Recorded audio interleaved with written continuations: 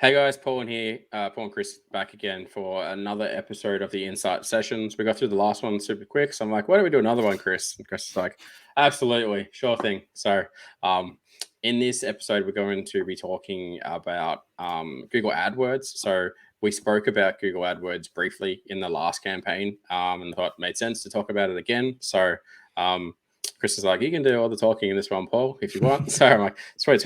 So, we have a lot of people that are inside of our Shopify Facebook group and our I'm a Business Owner in Australia group.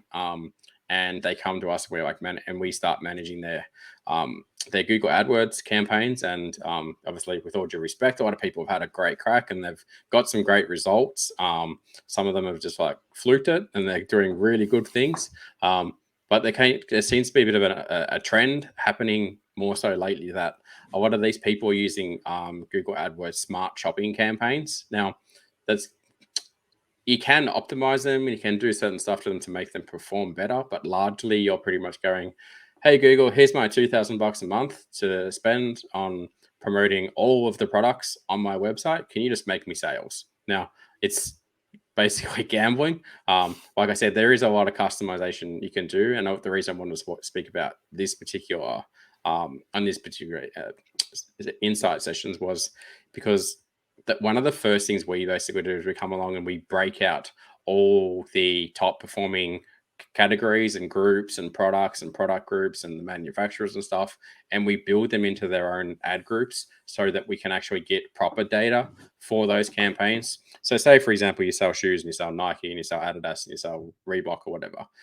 The way smart shopping campaigns would try and sell whichever one it thinks is going to sell the most of. And like I said, it can, but you can't really scale that very well. So like I can't come to you and go, hey, and I might be wrong with this. You know, there's going to be some topics that I might not actually be correct on, but from my knowledge, I can't come to a client and go, hey, look, we want to chuck $1,000 on the Nike and $1,000 on the Adidas and $1,000 on this, and then be able to scale that purely based on the way smart shopping campaigns actually work.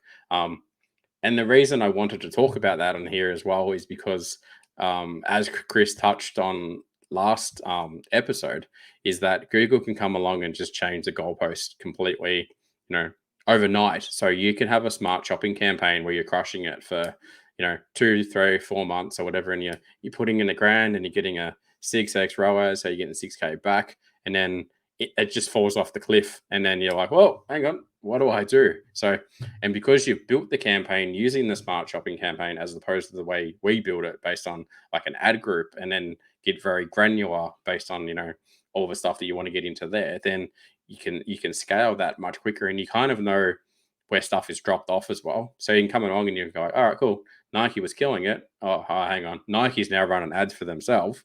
And that's why we're dead. They're chucking $1 million a month at this thing. Whereas it's from my understanding, it's a lot harder to do that with a smart shopping campaign. Have you seen anything like smart shopping campaigns? Assume I know nothing about them, which isn't that hard to do. From what I'm getting, there's like the lazy man's automated type ad campaign, right? Similar to like Facebook and other platforms where they kind of do it for you.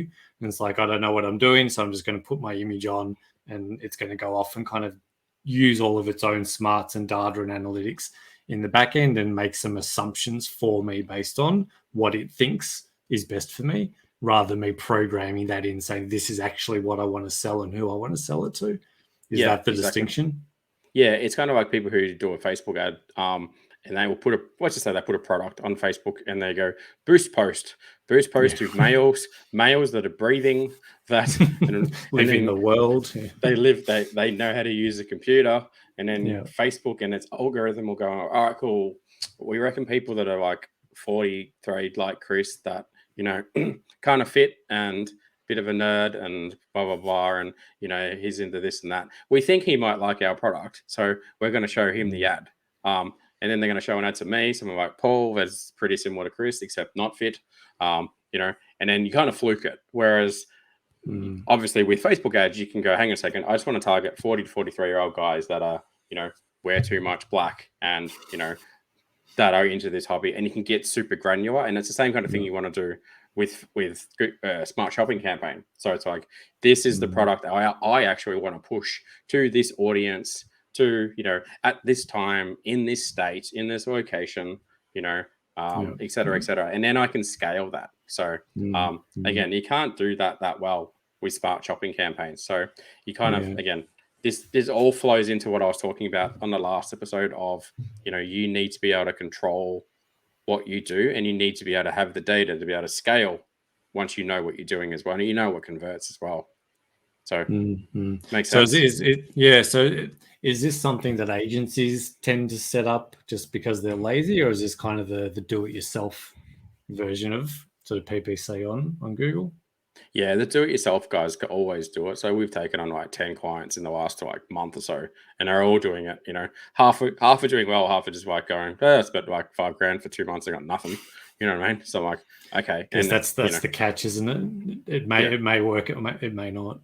Yeah, exactly. And then like, hang on, we're actually gonna give us some data. And they're like, okay, what data did you need? Like, well, tell us your top 50 products. Okay, rather than letting Google try and go, we're just going to push that, purple colored widget. We're actually going to push this black one with a good margin, and we're going to build it around that because we know that's going to work, So, and then off it goes and starts making them sales. Whereas, a lot of people will try Google AdWords and go, it's rubbish. It doesn't work for me. I spent like $10,000 on a thing, and I did a smart shopping campaign, and I trust Google. They know what they're doing. Their algorithms and their robots should have just made me sales. I'm like, no, mate, sorry, doesn't work like that, And then they just want to take your money. Strange. Fancy that, yeah. And in those conversations that I have with the people that are like, I'm a genius, like I'm getting a 47x ROAS from a smart shopping campaign, and it happened a month, and then it hasn't happened since. You won't be able to match that. I'm like, no, no one's going to be able to match that. You fluked it, kind of thing. Yeah, so just something. I just wanted to raise that as something for people to consider. I think it's definitely worth raising, because it is obviously there's a lot of business owners out there like, I know I need to do Facebook, I know I need to do some sort of Google, I need to do PPC campaigns. I've got no effing idea how to do it. Oh, look, here's a handy tool that just I go click, click, click, and it does it for me. Awesome, I'm good to go now. But going click, click, click, that's basically just giving Google access to your credit card, or giving Facebook access to your credit card to spend what it wants at the end of the day.